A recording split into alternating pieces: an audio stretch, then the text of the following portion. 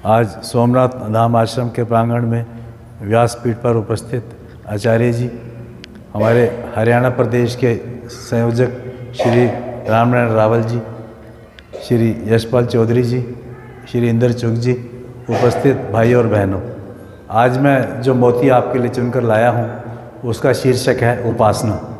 उपासना क्या है? उपासना क्यों करें? उपासना दो शब्दों से बना है, उप और आसन। उप का मतलब निकट, आसन का मतलब बैठना। मन से ईश्वर के समीप बैठना ही उपासना है। तो कई बार लोग पूछते हैं हम उपासना क्यों करें, हम तो कुछ गलत काम करते ही नहीं। विशेष तौर पे उनके लिए, या आज नई पीढ़ी आने वाली है, नई पीढ़ी जो आ रही है, उनको बताने के लिए ये मैं आज मोती चुनकर लाया हूँ कि हम सबको उपासना क्यों करनी चाहिए। सबसे पहले तो हमें ईश्वर का धन्यवाद करना चाहिए। जैसे हमें कोई भी छोटा सा गिफ्ट देता है तो हम धन्यवाद करते हैं।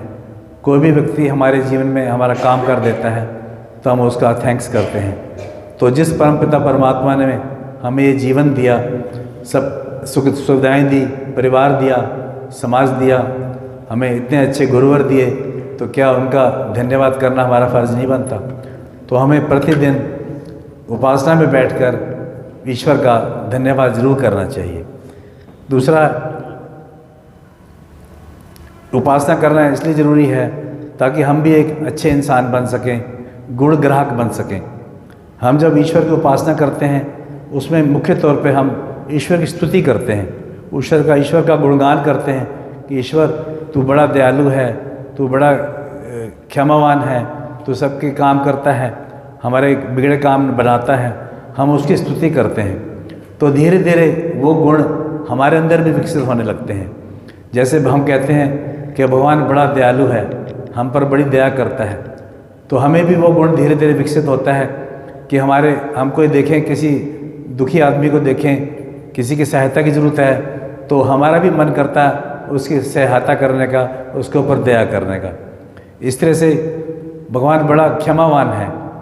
हमसे कोई गलती हो जाए तो हम भगवान से क्षमा मांगते हैं और भगवान हमें माफ़ कर भी देते हैं। तो इस तरह से हमें भी ये गुण ग्रहण करना चाहिए कि हमारे से कोई माफ़ी मांगता है तो हम गांठ बांध के ना बैठें, हम भी उसको माफ़ कर दें।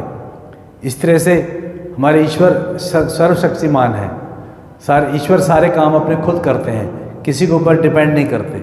तो हमें भी अपने सभी काम, छोटे बड़े काम सुबह खुद ही करने की कोशिश करनी चाहिए, दूसरों के ऊपर निर्भर नहीं रहना चाहिए। इस तरह से ईश्वर के अनेकों गुण हैं। ईश्वर मर्यादा में रहते हैं, हमें भी मर्यादा में रहना चाहिए। अर्थात जो भी ईश्वर के अच्छे गुण हैं हमें उन्हें धारण करना चाहिए। यदि हम ईश्वर की उपासना करेंगे तभी हम इन गुणों को धारण करेंगे और निश्चित तौर पर हम भी एक अच्छे इंसान बनेंगे। अगला बिंदु है, उपासना करने से सहन शक्ति बढ़ती है।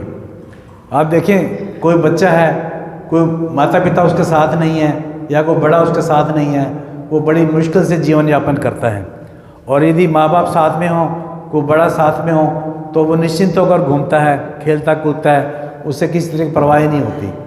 तो जब ईश्वर हम महसूस करते हैं ईश्वर हमारे साथ है, हमारे साथ कुछ गलत नहीं होगा, तो निश्चित तौर पे हमारी सहन शक्ति बढ़ती है, हमारे में आत्मबल बढ़ता है। तो हमें भी इसलिए नित्य प्रति उपासना करनी चाहिए ताकि हमारी सहन शक्ति बढ़े कि भगवान हमारे साथ है, हमारा कुछ गलत नहीं होगा।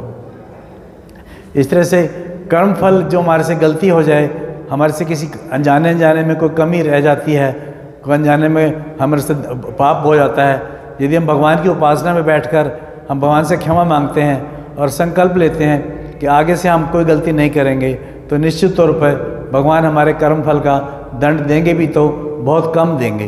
तो इस तरह से हमारे कर्म फल का दंड भी हमें कम मिलता है।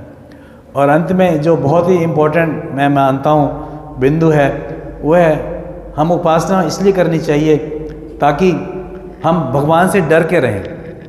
उपासना में हम कहते हैं भगवान तुम अंतर्यामी हो, तुम सब जानते हो।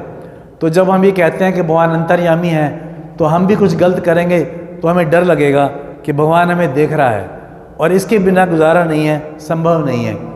जैसे एक छोटा बच्चा घर में कोई गलती करता है तो उसको डर होता है माता पिता गुस्सा करेंगे। बड़ा होता है बच्चा, कोई गलती करता है, उसको डर होता है समाज क्या कहेगा। और बड़ा होता है यदि कोई डकैती करता है, कोई और गलत काम करता है, तो उसको डर होता है कि देश का कानून मेरे को सज़ा देगा, तो इसलिए वो गलत काम करने से बचता है, डरता है। पर कुछ लोग ऐसे होते हैं जो देश के कानून को भी धत्ता बता देते हैं, डरते नहीं, देश के कानून की आंखों में धूल झोंक देते हैं।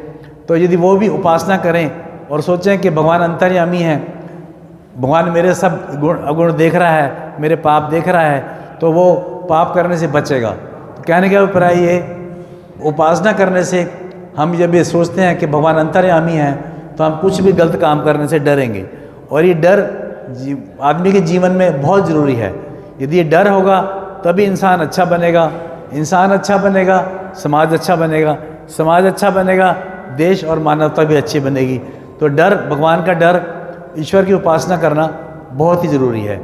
अब नई पीढ़ी के जो लोग आते हैं वो कहते हैं कि उपासना तो बूढ़े लोगों का काम है, अभी तो हमारे खाने कमाने के दिन हैं, हमें वो भी उपासना नहीं करनी।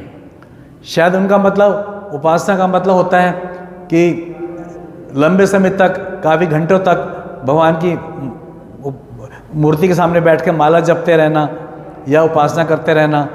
ये असली उपासना नहीं है। असली उपासना है आप कुछ भी कर्म करें, कुछ भी कर्म करें और मन से ईश्वर का स्मरण करें, यही सच्ची उपासना है। यदि हम मन से ईश्वर की उपासना करते हुए कर्म करते हैं तो पक्की बात है हम ईश्वर को पा जाएंगे और हम इस दुनिया से तर जाएंगे। जैसे आप सब जानते हैं, सदना कसाई कबीर ने और भक्त रैदास ने अपना कर्म करते हुए ही भगवान को पा लिया, मोक्ष को पा लिया। इस तरह से हम भी यदि कर्म करते हुए ईश्वर का स्मरण करेंगे तो हम कुछ गलत काम करेंगे ही नहीं, और कुछ गलत काम करेंगे ही नहीं तो हम अच्छे इंसान पक्की बात बनेंगे। कहते हैं जो व्यक्ति उपासना में बैठता है वह चाहे साकार की हो चाहे निराकार की हो, वो धीरे धीरे उसकी अंतरात्मा इतनी शुद्ध हो जाती है कि वो सभी में अपने भगवान के दर्शन करते हैं, सभी में परमात्मा के तत्व का अनुभव करते हैं। तो ऐसा आदमी कोई गलत काम कर ही नहीं सकता जो ईश्वर को मानने वाला हो। तो इस ईश्वर को मानने के लिए यदि हम उपासना में बैठते हैं तो पक्की बात है कि हम भी सभी से अच्छा बर्ताव करेंगे, भगवान का धन्यवाद करेंगे, हमारी सहन शक्ति बढ़ेगी, हमारे कर्म फल का दंड हमें कम मिलेगा। इसीलिए, और हम दूसरी, जैसे मैंने बताया, भगवान का डर होना बहुत ज़रूरी है, तभी हम सच्चे इंसान बन सकते हैं। तो इन सब बातों से निचोड़ ये निकलता है कि हम सबको उपासना करना बहुत ज़रूरी है।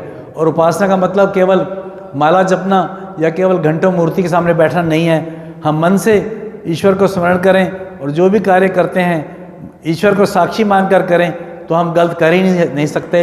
यही सच्ची उपासना है। यही मेरा आज का संदेश है। धन्यवाद। धन्यवाद।